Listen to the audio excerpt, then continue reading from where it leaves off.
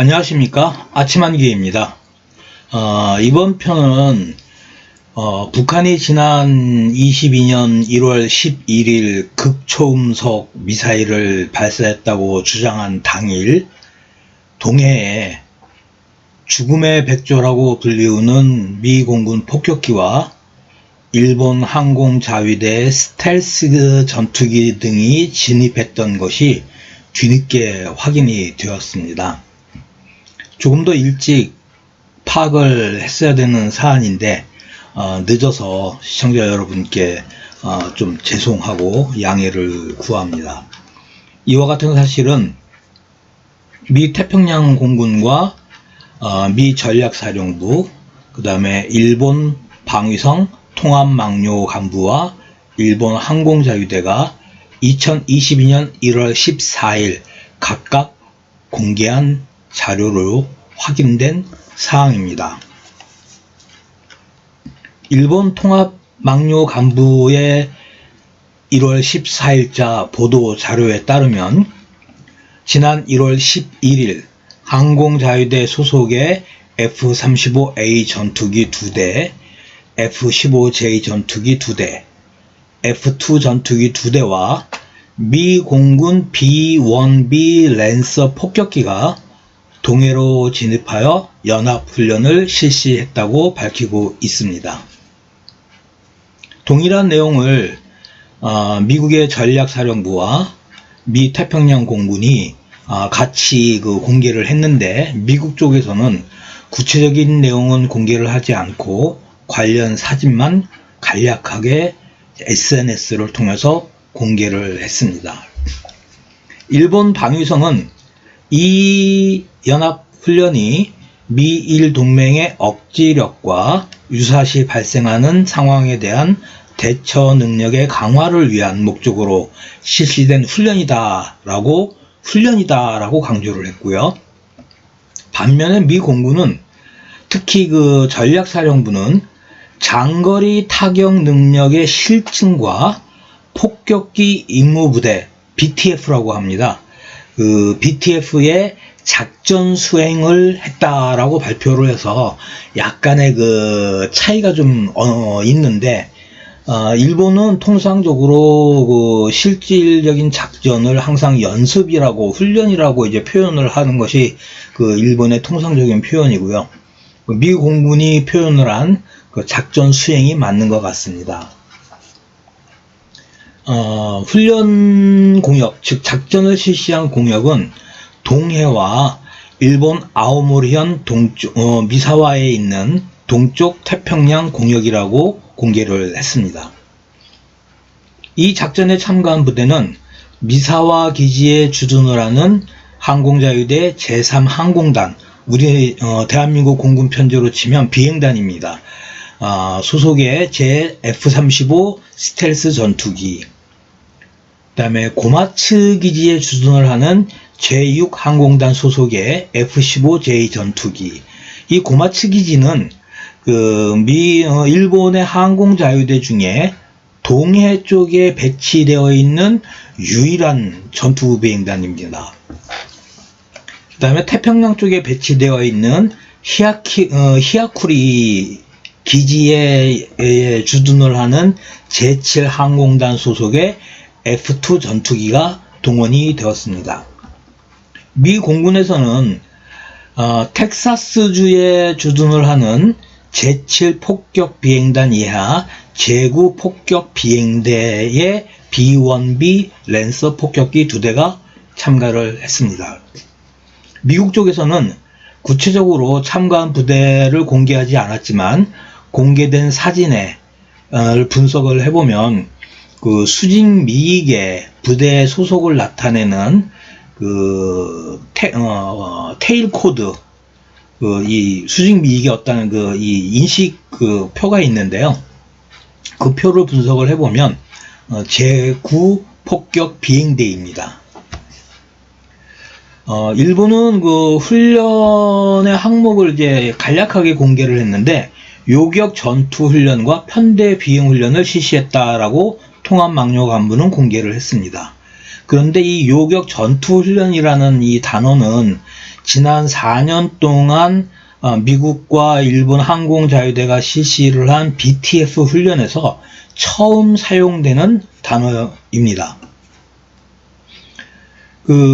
일본 방위성 통합망료관부가 발표를 한 보도자료를 이제 근거로 해서 2022년 1월 11일 미공군 B-1B 랜서 폭격기가 어떻게 비행을 했는지 제가 이제 구글 위성 사진에 표현을 좀 해봤습니다.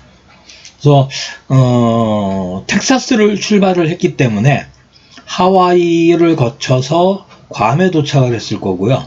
이제 괌에서 북동쪽으로 비행을 해가지고 대만 큐슈 남방을 통해서 대만 해협으로 진입을 해서 고마츠 기지에 주둔을 하는 제6 항공단의 F-15J와 동해에서 일단 만났을 것 같고요.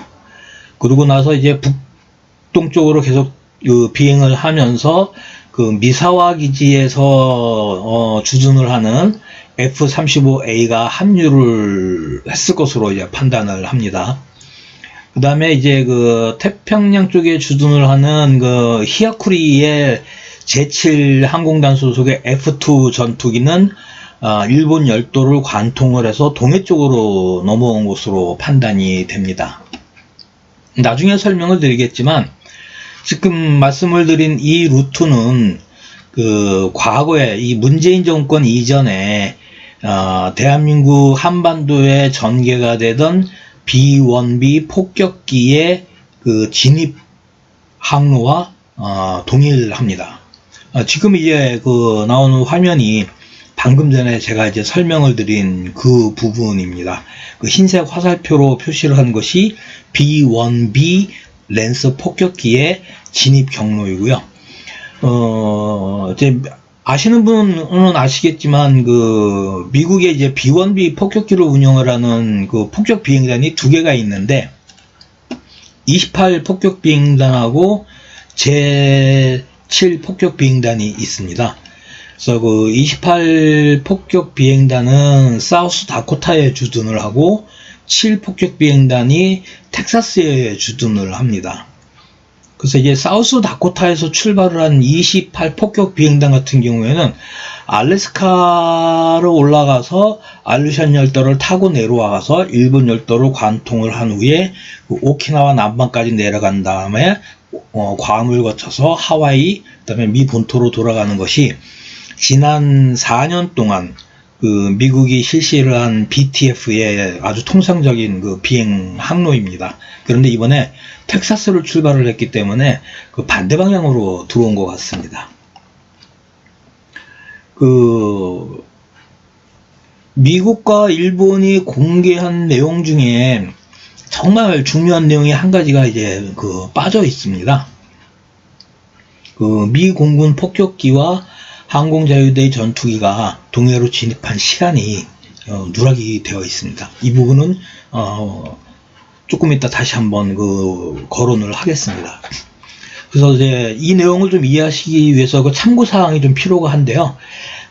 미 공군 폭격기의 BTF 폭격기 임무부대 임무는 비정기적이지만 통상적입니다. 전략적 명확성은 보여주면서 전술적 모호성이라는 미국 전략사령부의 폭격기 운영 개념에 따라서 정기적으로 실시되지는 않습니다. 그 다음에 미공군이 BTF를 실행할 때 항공자유대가 호위 비행을 하는 것은 굉장히 통상적이지만 이번 같은 경우에는 통상적이지 않은 편제를 이제 보여주고 있습니다. 그래서 훈련의 특이사항을 보면 우선 항공자유대의 F-35 스텔스 전투기가 BTF에 처음으로 투입이 됐습니다. 그리고 지난 4년간 항공자유대는 각 기종별로 4대에서 6대씩 각각의 비행단, 항공단에서 차출을 해서 전투기를 투입을 했는데 이번에는 기종별로 2대씩으로 줄어들었습니다. 그리고 지난 4년 동안 BTF에 빠짐없이 참가해오던 오키나와의 제9 항공단과 큐수의 제5항공단과 제8항공단이 이번에 동원되지 않았습니다. 그리고 지난 4년 동안 BTF를 주로 실시해오던 사우스다코타의 28 폭격 비행단이 아니라 문재인 정권 이전에 한미 동맹이 흔들리기 이전에 한반도에 주기적으로 전기되던 텍사스 주둔 제7 폭격 비행단 소속의 기체가 4년 만에 나타났다는 겁니다. 정리를 해보면 미국이 북한의 미사일 발사를 사전에 알고 B-1B 랜서를 동해에 진입시켰는지 여부는 확실한 증거는 없습니다. 그러나 당일 미국의 연방항공국 FAA와 그 북미방공사령부 노라드의 이 비행 금지 조치 사항을 감안한다면 가능성은 충분히 있다고 보입니다. 두 번째는 폭격기가 동해에 진입하는 시간이 공개되지 않아서 북한이 미사일을 발사하는 그 순간에 폭격기가 동해에 있었는지 없었는지는 확인하지 못합니다. 그러나 역시 FAA와 노라드의 조치가 북한이 미사일을 발사하기 2, 3분 전에 취해졌으므로 발사 당시 B-1B 폭격기가 동해에 있었다고 추정할 수도 있을 것 같습니다. 세 번째는 지난 4년 동안 실시됐던 BTF의 비행 항로라든지 미국의 폭격 비행단이 다르고 항공자위대에서 동원한 비행단도 완전히 다릅니다. 따라서 그동안에 실시되던 대중국 견제가 아니라 확실히 북한을 겨냥한 작전이었다라는 것이 심증이 굉장히 강합니다. 특히 부원에서 말씀을 드리지만 고마츠에 주둔을 하는 제6 항공단이 동원이 돼서 이번 작전을 실시했다는 것이 상당히 의미가 있는 시사점으로 다가옵니다. 네 번째는 북한이 만약 미사일 발사 후에 이 폭격기가 동해에 진입을 했다면 북한이 굉장히 당황을 했을 것 같습니다. 그리고 11일 이후에 북한이 지속적으로 지금 단거리 미사일을 발사하는 이유가 숨은 이유가 이것 중에 하나일 것 같습니다. 결론적으로 북한이 주장하는 극초음속 미사일, 서방 세계에서는 MARV라고 부르는 이 미사일의 발사는 미국이 사전에 인지하고 있었던 것으로 정황이 점점 드러납니다. 북한이 미사일을 쏘기 이전에 노라드가 GMD의 발사 공역을 소개하라는 명령을 연방항공국에 내렸고, 연방항공국이 민항기 이륙 금지 명령을 내렸고, 그 다음에 같은 날 B-1B 랜서 폭격기가 동해에 진입한 것까지 확인이 됩니다. 랜서 폭격기가 동해에 들어온 거를 우연의 일치라고 주장을 하시는 분이 있을지 모르겠지만, 이는 지난 4년 동안 실시된 BTF의 패턴을 모르기 때문이라고 저는 생각을 합니다. 절대 우연이 아닙니다. 우연이라고 보기에는 작전 패턴이 갑자기 변경이 되었고 시사하는 바가 상당히 명확합니다. 11일 이후에 북한이 지금 연속해서 미사일을 쏘고 있습니다. 14일 날 평안북도 의주에서 철도 이동용 KN-23 두 발을 쐈고요. 17일 날 평양 순환비행장 북측 활주로에서 궤도용 이동 발사식 KN-24 두 발을 발사를 했습니다. 언론과 일부에서는 그 이유가 무엇이었냐라고 이제 추측이 분분한데, 저는 동해에 들어왔던 이 폭격기가 북한을 자극을 했던 것이 아닌가, 저는 이렇게 생각을 합니다. 그리고 숨겨진 이유가 이것이 아닌가라고 확신을 하고요. 근데 문제는 대한민국 공군이 가지고 있는 방공 시스템으로 랜서와 항공자위대의 항공기가 동해에 진입한 것을 분명히 확인을 했을 겁니다. 다만 공개를 하지 않았을 것이죠. 따라서 현재 언론 매체들이 모든 걸 다 알고 있는 것처럼 이렇게 보도를 하는 것이 지금 남북한 상황에, 그 다음에 북한의 미사일 상황에 전부는 아니라는 것입니다.